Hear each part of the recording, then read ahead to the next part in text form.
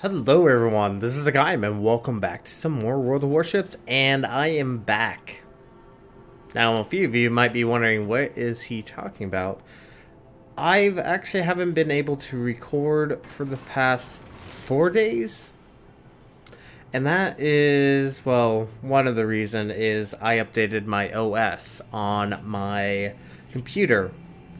And so if anyone, and I did a clean install on that, so that means pretty much all my old files were pretty much deleted. Now I did go and upload to a cloud everything I wanted to keep.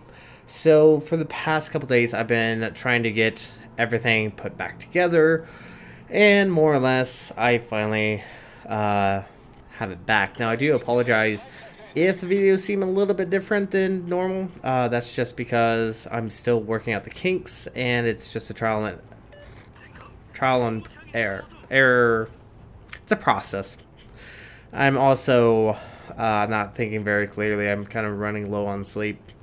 So we have a battle today with the Graf, one of actually not my most particular favorite ships in the game. It kind of falls in line with the Scharnhorst.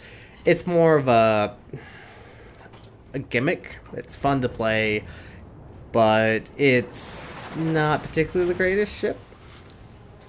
Maybe a few of you probably are disagreeing with me, especially when I said the Scharnhorst isn't particularly a great ship. I honestly don't think it's a particularly great ship. But anyway, that's besides the point. Doesn't mean that I don't enjoy playing it. I just am not overly a big fan of it. So, the Graf, as you can see, doesn't do very well against Battleship AP, especially against a Scharnhorst. Yeah, I know I was talking crap on the Scharnhorst. The Graf, as many people are well aware, is essentially a cruiser with Battleship caliber guns. It has the Scharnhorst caliber guns on it, which makes it very, very powerful. Now I am actually joined with Murakamo, who is also playing the Graf. I think we're actually burning off our snowflakes. I think that's actually what was happening. Now, don't get me wrong, the Scharnhorst caliber guns on a tier 6 cruiser is not bad. As you see, we just double citadeled a shores. So, overall, they hit hard, even against other battleships. So, they are very competent. The few issues I have with her is one, her ability to deal with destroyers is very limited. Don't get me wrong, if they hit a destroyer with HE, they're going to do damage.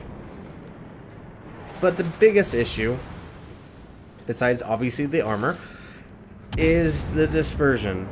The dispersion is very wonky. I mean, it's the battleship wonkiness. It's the Scharnhorst wonkiness. That's why I'm not a big Scharnhorst fan. Don't get me wrong. Still kind of a fun ship to play. But the fact that your guns are the same caliber, they reload the same rate, they struggle against destroyers, and it's not always the greatest thing. So it's definitely a cruiser not built with dealing with destroyers. And for whatever reason, this Scharnhorst wants me particularly dead. He's actually been shooting me, I think, almost every single salvo, except for there.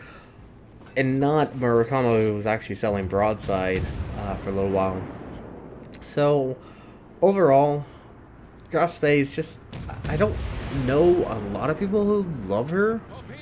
I might be entirely wrong on that part, but, I mean, she's still capable.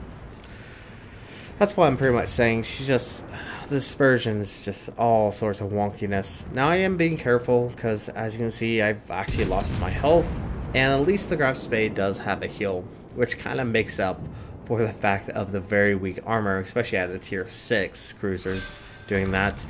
Do get the kill on the shores though. Get a, I think it was only a 2k citadel. But hey, there's our very first kill of the game, which is superb. Now, we are playing on actually one of my more favorite maps. I love this map. And that is playing it on standard. I hate standard though. I don't mean to be complaining, but I seem to be complaining there a lot. But Anyways, playing standard battle, and as many people are well aware, standard battle means that there's only one cap, and there's only one way to gain points.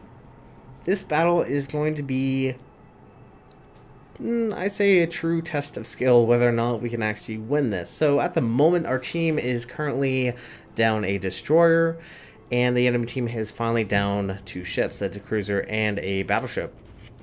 Now our CV is actually going to do a really fantastic job. High props to the CV player in this battle, who is actually currently right there pushing towards a Scharnhorst, and that is Ruho. Now this is obviously pre-update to the CV, so for the most part you're just going to have to deal with the fact that this is a little bit dated, because here in I think about a week, in a few days, they're going to be updating. And that's going to be interesting to see. We'll be doing probably a live stream on that, because I'm actually very curious how playing the new style CVs. I've yet actually to do that. Been a little bit too busy with PTS to actually get the opportunity to try it. Anyways, back to the battle. We're now actually down 2 ships, and it's really, well, I'll make that 4 ships. It's really occurring over on the northern side of the map. For the most part, we have decent control on the south side, but we really can't push into the enemy base, so might as well try and go and help the northern side. ARP Congo, actually not, it's not the ARP Congo, it's one of the subdivisions of the ARP Congos. I don't know which one that is. There's just way too many of them. But anyways, a few shots on that. Looks like our Akatsuki is trying to get torpedoes off. Let's see if he actually gets this. Now, the battle's not going really much in our favor. We're actually currently down 5 ships to their 3. And they still have both destroyers. Now, once again, the Graf Spee is not a particularly great cruiser to deal with those destroyers, but it is really good against battleships and cruisers, and fortunately there are a few cruisers up there, including in New Orleans. Now New Orleans, albeit, is not as good as it used to be now, since it's now dropped to a tier 7 instead of what it once was at tier 8. It still is a very powerful ship, especially if played correctly. Now the Stylus, on the other hand, is playing this very aggressively. He's taking on Atlanta, and there's also obviously the Emile Bertin, but I also come around the corner and should almost completely miss our shots and only get an overpin. That's the only bad thing about firing these much larger caliber guns against these lighter cruisers, is for the most part you're going to get a lot of overpins. But they hit pretty darn hard, especially once they get citadeled. Once again, not having the best of luck getting actually good hits there, but as you can see, the CV is actually cross-dropping that Dallas. Actually gets 2 torpedo hits, makes that Dallas hurting unit right now. Can we snipe the kill? Let's see, shells inbound, and nope. Fortunately not, but we did semi-decent damage against this. Looks like the Emile finally gets the kill, and that has actually evened us up on ships at the moment. And New Orleans showing a lot of broadside, and it really should mean that we are going to get a citadel or just a overpen.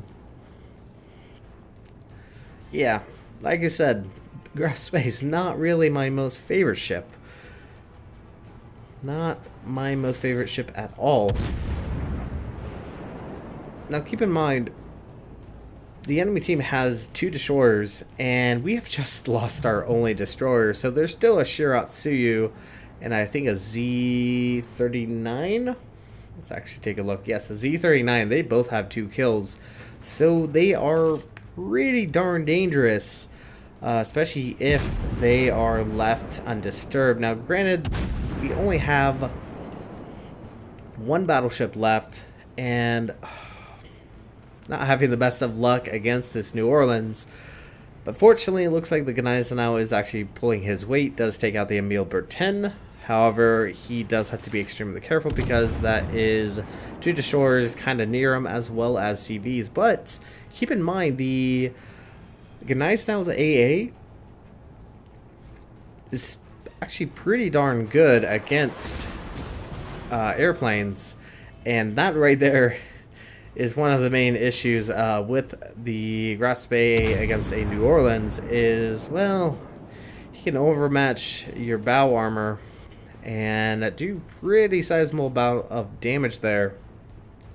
And the Graf Spee is not a very stealthy ship, so I do have to be extremely careful, especially if I decide to turn away. I do slow up. I am going to kind of reverse because I don't want to show him a lot of broadside. And it's kind of pointless to try to chase him because he is running back towards the 1-2 line. So there's no point in continuing to chase him and just letting him focus me down. Now, fortunately, he's only firing AP, which, well, for the most part, it's not actually that big of a deal because at least we're able to at least dodge some of those shells.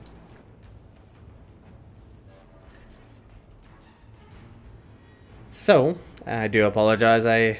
My cat was probably very thirsty, so did want to get some water, but finally out of detect, and now I can actually get into a better position because honestly, for the most part, kiting position is always going to be the better choice for a lot of ships. You're able to kind of nullify some damage while also dealing damage, especially if a ship's coming towards you. Now, with that New Orleans fully out of view, can finally get turned around and reposition. Now, I don't have a lot of health. I have one more heal, and it does look like Murakamo finally takes out the enemy at Texas. And it does look like our friendly CV is actually currently taking out the Independence, but the Independence does survive. And our Gneisenau is very low in health. And we are currently even on ships. So things are still looking semi-decent. And Leander gets an overpin and does not go down. And showing a little bit too much slide. Fortunately, we didn't take that much damage. Now, one nice thing about the Graf Spee, one of the few qualities I actually like about the Graf Spee, is the angle of your torpedoes. They're actually really good. They have a very forward firing angle and very far stern firing angle as well.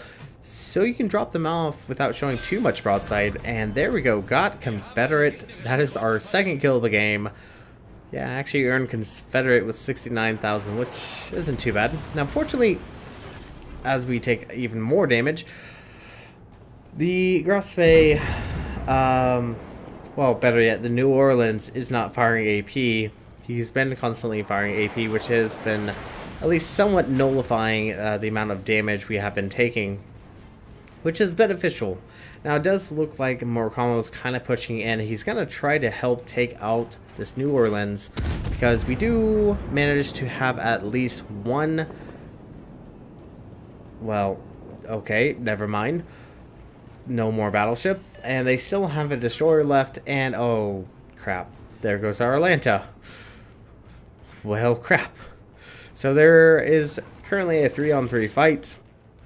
Murakamo's pushing in against this New Orleans, but is currently being focused down by the enemy CV. Does get dropped. Does mean he has to turn and possibly show a little bit too much side. Ooh, double hit, double fire there. Do get it repaired.